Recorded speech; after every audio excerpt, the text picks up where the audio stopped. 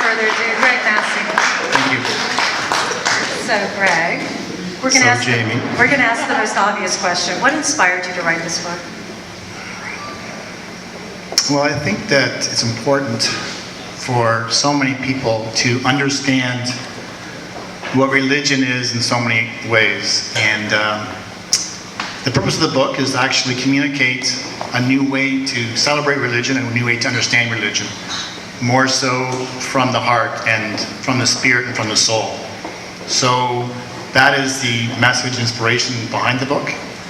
However, my background is advertising, so recognizing that the best way to tell the truth is to tell it as well as you can, the book, the message is embedded in, as you said, Jamie, an exciting, dynamic, fun story that's entertaining to read, first of all. And inside that, secondly, the message is revealed. What do you hope that most readers get out of the book when they read it? Well, the most important thing, I believe, is that really, when it comes right down to it, we are all the same. And we all share a faith. We call it a spirituality, a conscience, a faith, our karma. It's inside all of us. And no matter where you are born, no matter who your friends are, the culture you are, the nation that you belong to, no matter what your religion, that faith is the same inside of us. And what I wanted to do is have people understand that and recognize that, as well as having some education about the other religions, so that we can, instead of brooding upon those things that separate us, that we can rather embrace what bonds us. And that is the important message in the story. You know, one of the things that I appreciated was the depth of your research that came out of this book. But also, there's a romance that is in there. Do you want to talk a little bit? It's not 50 Shades of Grey. It's not. But it's still a very sweet romance. And why was that important to bring into the book? Well, for a variety of reasons. First of all, romance is a part of everyone's life. And, what's near and dear to our heart is love. And love is inspired by romance. And without love, we would not be the society that we are. And that's why it's so important to have this romance happening. And we've all experienced romance. We've all experienced the hardship of romance and also the beautiful celebration of it. And this happens in the story. Romance is about, it's about acceptance, it's about trust, and it's also about sacrifice and hurt. So that also happens in the story. So that's why it was important to have that. The other thing is, the most important part of this story is to get the message across, but therefore it's to tell a good story. And romance is a good part of any good story, don't you think? I think so. That's why. We all love love, don't we? But for the guys out there, he dresses well. this is not a Harlequin romance. Well. First and foremost, this is a suspense thriller, and even Dan Brown's characters have some romance. There is action in here. Lots of it. What sort of research background do you have when it comes to these? Because you do bring in some religious backgrounds. Like you said, it was set in Jerusalem, and there's a couple of different religious faiths that are represented in the book.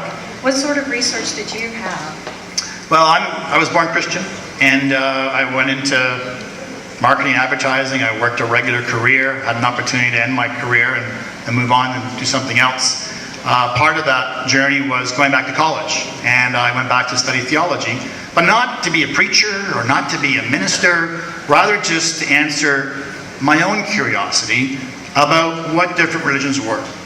Because I knew a lot about Christianity, as many of us do. We celebrate the festivals that go along with Christianity, but I knew very little, practically nothing, of other religions, and I wanted to go back just to learn. So I went back to college and studied theology. Once I had that information, I compartmentalized that and went back to my career, worked in advertising for another 8 years, then went traveling, and then when I was actually immersed in some of the more diverse religious cultures, I was in Thailand, Cambodia, deep in Cambodia, and with some very special villages. Just curious, do you feel that your experience as a marketer has affected your writing style or also your interpretation of world religions at all? That's a good question. I would say when it comes to telling the truth. I think that the most important thing that we need to do and understand is that marketing is almost the opposite of that. Because marketing can sometimes sensationalize the truth. Marketing can twist the truth for what we believe might be your perception. And I think you all can respect that and have seen that. I think that can happen a lot where we see or heard different truths about religions. So I actually wanted to tell you the truth. So it wasn't about sensationalizing the truth. It was about giving you the actual facts as they are. Not showing one point of view versus the other, just showing the facts of the basic religions of the world and allow you to make a decision on what you think is right. So it's kind of the opposite of that. I kind of decided when it comes to the religion, I'm not going to sensationalize it. However, to get you to understand that, the story is sensationalized. So the story is exciting and fun, so that's the kind of, that's the sizzle. Hi. I haven't read the book yet. I'm really excited to read it. And just from speaking with you, and then reading the cover, which is ignorant, I kind of see it as a book written by someone who is kind of a prophet of peace. Is that how you see yourself? No, not at all. I'm just trying to tell a story and have you understand something. So I'm not a prophet of peace. However, for those that have read it, they'll nod. Inside the stories is embedded a spiritual embrace. So when you read the story, you touch that, and you can't help but feel the peace inside yourself and the peace that's required around us. So it's not me that's the prophet of peace, it's the words and the story and the pages that are. Mr. Masse. Yes. So thank you so much for your travels and bringing your insight and your story to us. So I traveled just a little, and the places I have felt bring together harmony in cultures and religions. Off the top of my head are Singapore and Zanzibar. Mm-hmm. I was wondering if you could give us other places of hope where you bring cultures and religions together and it actually works. What I find are the places that have the most hope are the ones that you wouldn't think do. They are the most humble, they are the meekest, and yet they seem to be the most content and happy and hopeful, faithful people. They embrace their spirituality, and they are more in tune with the humanity around them and giving. So it's almost like if they're not exposed to too much, then they live a simpler, more hopeful life. So on the card, it says, "Knowledge feeds freedom and starves tyranny." And I've been pondering that, and I'm wondering if the book is really going to answer my questions about that.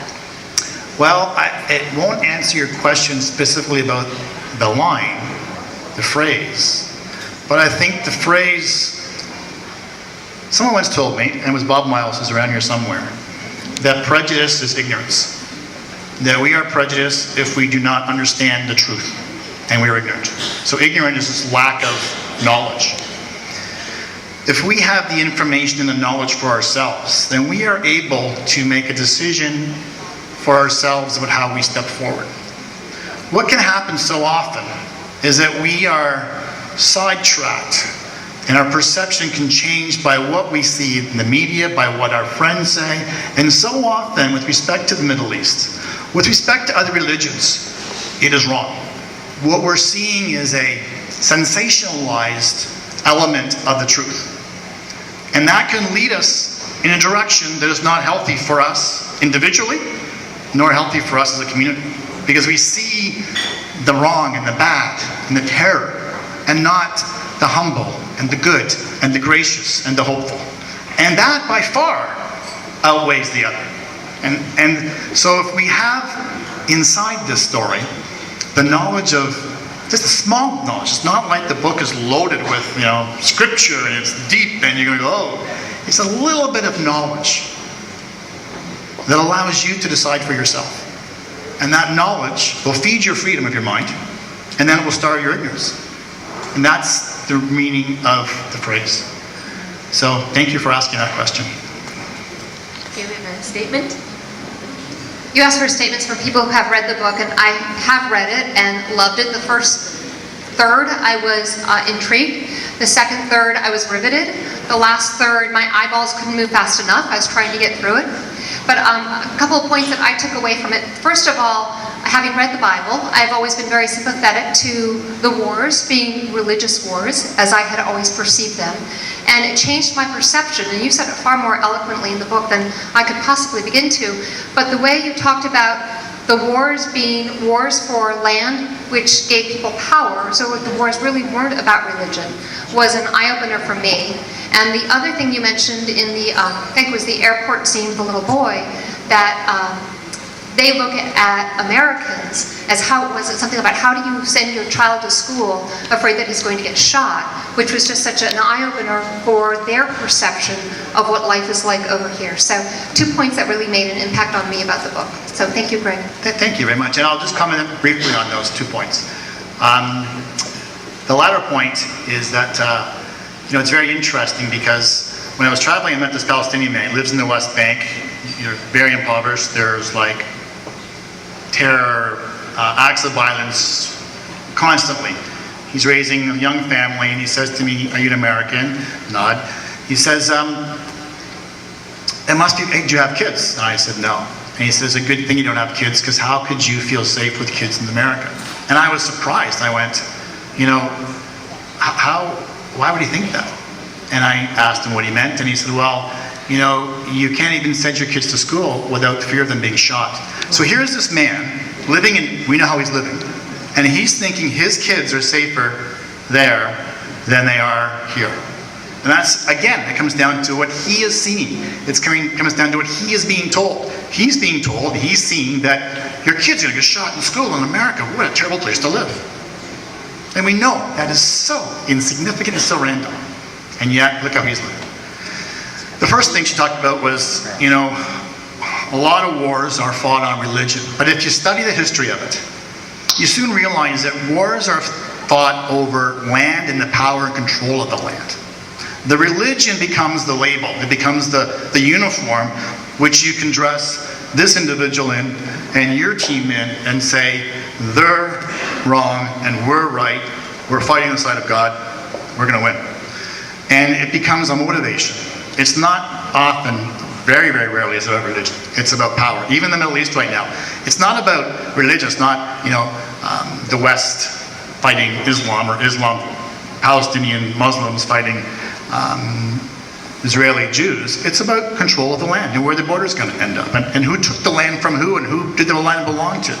Even in the Crusades, we all know about the Crusades when, all those English and French knights with the red crosses, the uniform, right, the big red cross, marched into Jerusalem and freed the city.